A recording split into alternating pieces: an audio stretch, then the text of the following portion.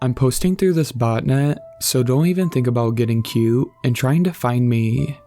I've got enough trouble with people finding me as it is. It all started a few months ago, when I found a good source of speed on a deep web marketplace I won't name.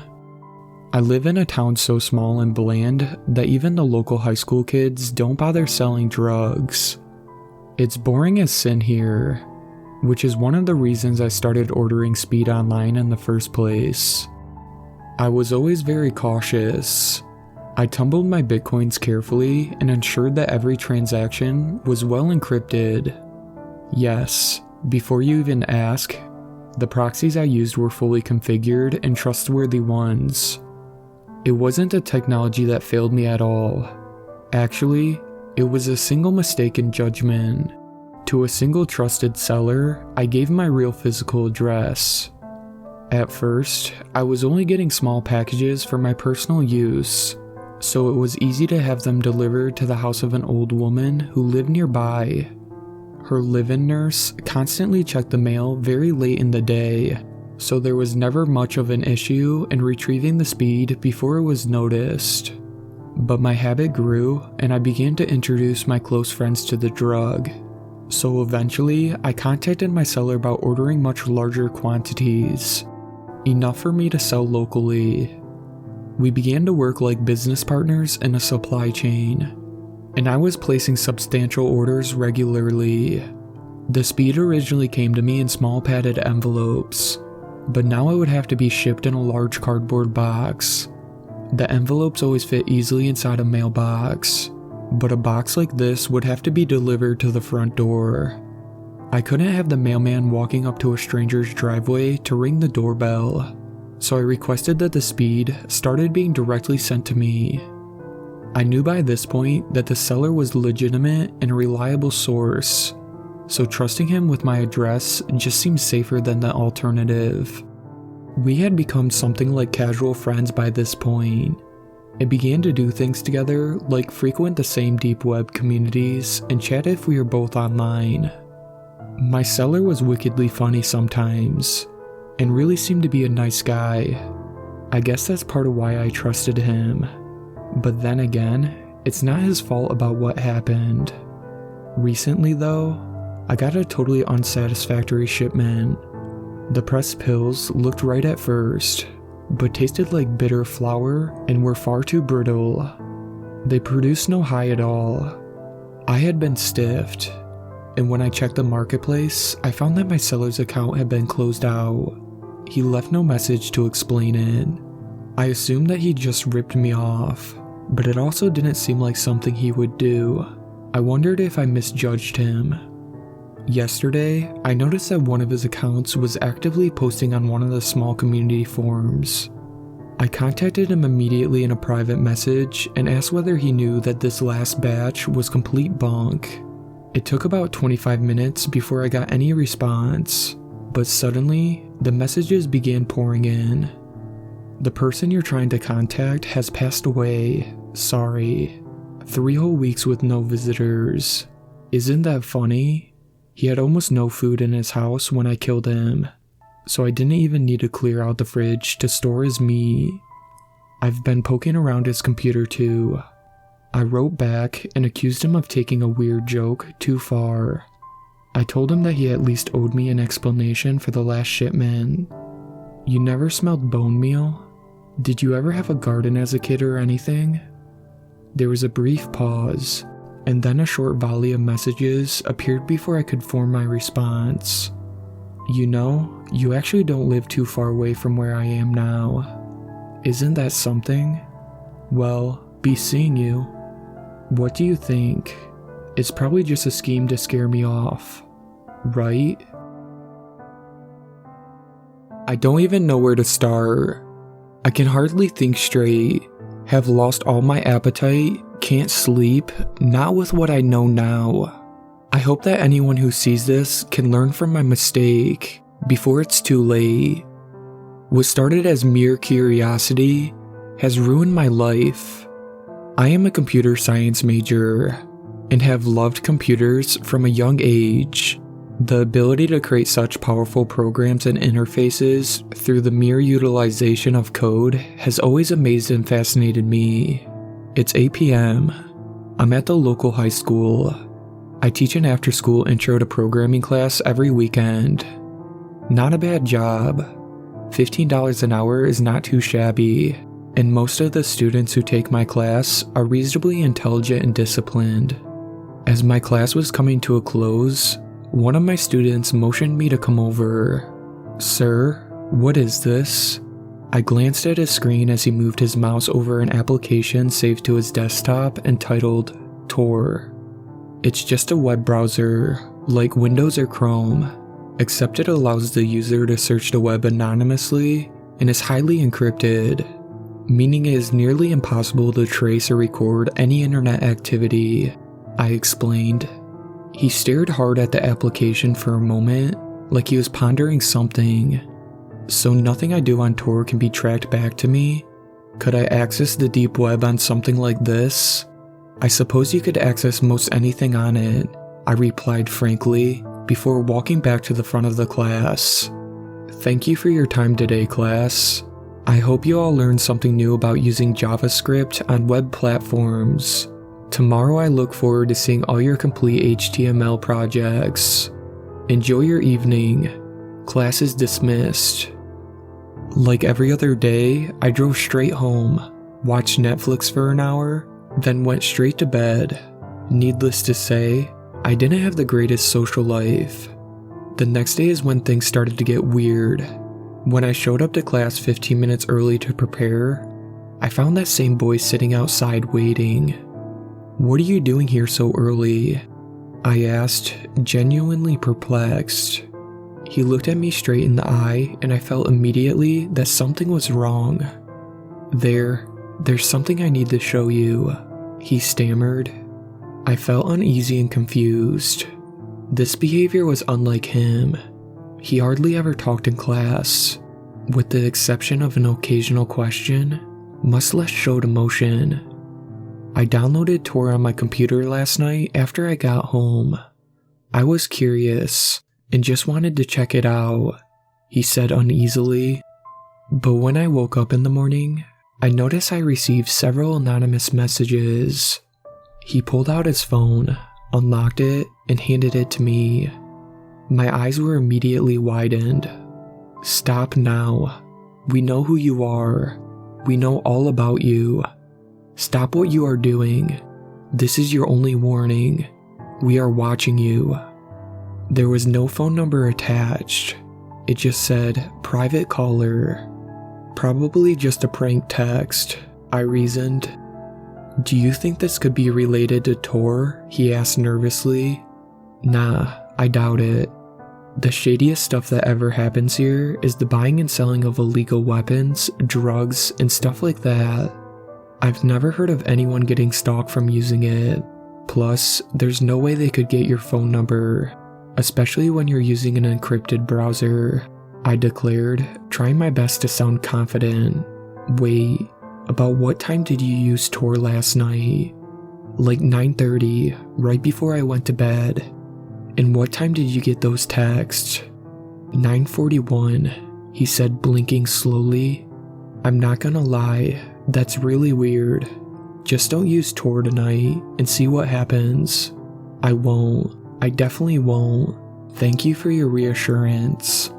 He smiled genuinely and appeared to have finally calmed down. "Have a seat. Class will start shortly." The rest of the day went more or less as usual. The students presented the websites they had created, and I assessed and critiqued them. Class ended, and I went straight home as I did every other day. This night, however, I didn't watch Netflix. I downloaded Tor. I felt I had no other choice. I had to get to the bottom of this. It was my moral duty. If anyone was qualified to research this browser, I was. I knew everything from how to encrypt my VPN from any server to my computer, hacking, and everything in between. Download complete. My screen read. Right before I could dive in, I felt a wave of uneasiness hit me. As much as I hated to admit it, what happened to my student was really creepy, especially the fact that his usage of Tor and the appearance of those weird messages occurred in the matter of minutes. I'll hold off until tomorrow, I reasoned, just to be sure. He wasn't at class the next day, or the next. I learned from the local news he had gone missing. He has yet to be found. It can't be a coincidence anymore. It must be related to Tor. Before I could contact authorities, I received a text message. "We know what you know. Say a word and you're next. We are watching you." I know you're frowning. The title is weird, I know. But if you could just give me a moment, I'll explain. I'll have to be fast though. I don't know how close they are. Essentially, I ordered myself on the dark web. I'm a drug user, I'll admit it. Weed is my usual go-to, but I buy that off my friend. If, however, I want to get something a little heavier, like acid or coke, I just order it off the dark web. It's surprisingly simple. A few clicks, some Bitcoin transfers, and then boom, I have acid in my P.O. box. But I'm also a curious guy. The dark web has always intrigued me. Up until a few days ago, I had only been on there to buy drugs off the sites some of my friends gave to me. But late one night, I was sober and at home, which was a rare thing for me. So, since I was bored, I decided to boot up my Tor browser and try to see what sort of fucked up shit I could find on the dark web. If you've ever been on the dark web, you'll know that you can't just search up red rooms or hitman for hire and get results. No, you have to find links to these websites first. So I hopped back onto Google again to try and find some links to a messed up website. I know it's weird that I was actively searching for the worst, but as soon as I got on the dark web that night, I had a sense of morbid curiosity overcome me. Anyway, I spent a little while trying to find some links. Anything that I found though was either too tame for me, or the links didn't work. At this point, I was about ready to give up, and I wish I had. But in one final attempt, I clicked on Reddit, hopping onto r/deepweb. I didn't think I'd find anything, so I just scrolled through hot for about half an hour before sorting by new. Then, I found it. One simple text post titled, "Slayer's Assassination and Life-Ruining Services." In the text box in the post was what seemed to be just a random assortment of numbers and letters. It took my tired brain a second to figure out what it was, but I realized pretty quickly. It was a link, presumably to a hitman website. So, I decided to paste a link into my dark web browser, and what do you know? It worked. But before I decided to go any further, I figured I should go back to the OP's profile to see if they have posted any other dark web links. However, when I went back to the post in question, OP's profile was deleted. Weird. Anyway, I reopened my dark web tab and hopped onto the site. Up along the top of the website was its name, Slayer's Assassination and Life-Ruining Services, and next to it what looked to be a skull inside of a crosshair. I chuckled when I saw that. The site must be fake. Upon scrolling down, however, I was not disappointed. There was a paragraph of white text on a black background, in a small box to the right of the text that just said, "Place an order." The text was the main part though, as it took up most of the page. It read, "Slayer's Assassination and Life-Ruining Services offers everything from acid attack, crippling, blinding, castration, torture, rape, beatings, and good old death. We have the lowest prices out of any other company running similar services, and we are worldwide. We have a dedicated and experienced group of staff based all over the world. So if you need someone to be assassinated, or maybe you just want them scared for life, Don't hesitate to contact us." Again, I laughed. This had to be satire, right? Hell, I was even tempted to order it on someone just to see what would happen. Ironically, I actually have a half-decent job, so I can afford to. Better not to risk it though, I thought to myself. I was about to close my computer and call it for a night when I heard a knock at the door. I live alone, so it was unusual to get visitors, especially so late at night, but when I opened my door, it was just my good buddy Mark, who also happened to be my weed plug. As I opened the door, he didn't hesitate to let himself in and shove a big baggie full of pot in my face. "This, dude, is the best shit I've had in a minute. We gotta try some." I couldn't say no. Cut to a couple hours later, it's early morning and Mark and I are chilling on my couch, both blazed as fuck. He suddenly decided to get up, and I assume he's going to get some leftover pizza, but he walks over to my desk and computer. "Slayer's assassinations. Are you gonna kill someone or something?" he mutters. "What?" I reply. "Your computer, dude. It's got some hacker shit on it. It's the dark web, man. Don't fuck with it." At this point, I'm still on my couch, half asleep and not paying full attention. However, I sat up pretty fast when he said the words, "Hey man, let's order a hitman on you." I hopped up and walked over to my PC. Part of my brain was screaming no, what the fuck are you doing? But the majority of my brain, which was also the high part, was thinking about how funny it would be to order a hitman on myself. So I agree. I did make him get out of my chair though, because I didn't want him seeing what my credit card numbers were as I transferred some Bitcoin. At the end, after I wrote down all my personal details, like my address, age, and even a photo, I had to select what I wanted to happen to me. I just selected plain old assassination, as it was actually cheaper than some of the other things. I could have paid an extra couple of grand to be beaten before my death, but even my high brain didn't want to splash the cash too much on my own death. God, this is ridiculous. Anyway, I placed the order and then replied to a confirmation email and boom, it was done. A couple of clicks and I had ordered myself on the dark web. Mark and I laughed about it for a while, but then he left about an hour later and I fell asleep not too long after. I woke up around 9 a.m., which meant I got at least 6 hours of sleep, even if it felt like I got 3. I got up and got out of bed, threw on some track pants and cotton shirt, and brewed myself a coffee before sitting down to play some games and just enjoy my Sunday. You can imagine how shocked I was when I saw that I had ordered my death the previous night. Even though I thought the site was bullshit, I still felt a pit open up in my stomach. Even when I'm high, I usually can make sensible decisions. I chuckled.